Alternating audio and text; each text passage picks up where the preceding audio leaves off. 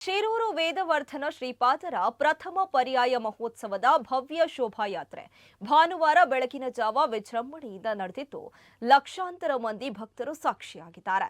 ಕಾಪು ದಂಡ ತೀರ್ಥದಲ್ಲಿ ಮಧ್ಯರಾತ್ರಿ ಪುಣ್ಯ ಸ್ನಾನ ಮುಗಿಸಿದ ಯತಿಗಳು ಪಟ್ಟದ ದೇವರಿಗೆ ಪೂಜೆ ಸಲ್ಲಿಸಿ ಜೋಡುಕಟ್ಟೆಗೆ ಆಗಮಿಸಿದ್ದಾರೆ. ಬಳಿಕ ವೈಭವದ ಮೆರವಣಿಗೆ ಆರಂಭಗೊಂಡು ಕೋರ್ಟ್ ರಸ್ತೆ, ಹಳೆ Diana circle, ideal circle, Tenkapete ಮಾರ್ಗವಾಗಿ ರಥಬೀದಿಗೆ ಸಾಗಿ ಬಂತು.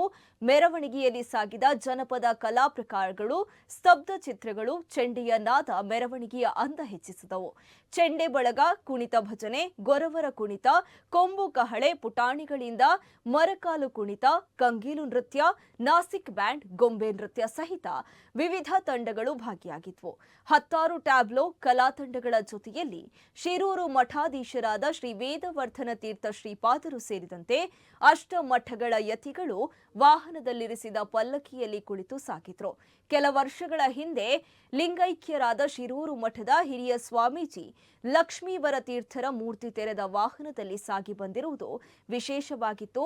ಭಾನುವಾರ ಮುಂಜಾನೆ ಸುಮಾರು 2:30ಕ್ಕೆ ಜೋಡುಕಟ್ಟೆಯಿಂದ ಆರಂಭಗೊಂಡ ಮೆರವಣಿಗೆ ಸುಮಾರು 2 ಕಿಲೋಮೀಟರ್ ಸಾಗಿ ರಥಬೀದಿಯಲ್ಲಿ ಸಂಪನ್ನಗೊಂಡಿತು.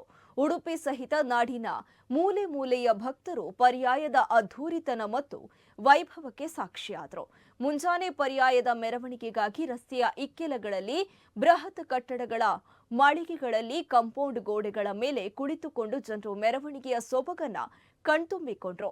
ಮೆರವಣಿಗೆಯಲ್ಲಿ ಉಡುಪಿ ಶಾಸಕ ಯಶ್ಪಾಲ್ ಸುವರ್ಣ, ಸಂಸದ ಕೋಟ ಶ್ರೀನಿವಾಸ್ ಪೂಜಾರಿ, ಮಾಜಿ ಶಾಸಕರಾದ ರಘುಪತಿ ಭಟ್, ಪ್ರಮೋದ್ ಮಧ್ವರಾಜ್, ಕಾಂಗ್ರೆಸ್ ಮುಖಂಡ ಮುನಿಯಾಲು ಉದಯಕುಮಾರ್ ಶೆಟ್ಟಿ, ಸ್ವಾಗತ ಸಮಿತಿ ಪ್ರಧಾನ ಕಾರ್ಯದರ್ಶಿ ಮಟ್ಟ ರತ್ನಾಕರ್ ಹೆಗ್ಡೆ ಮೊದಲಾದವರು ಉಪಸ್ಥಿತರಿದ್ದರು.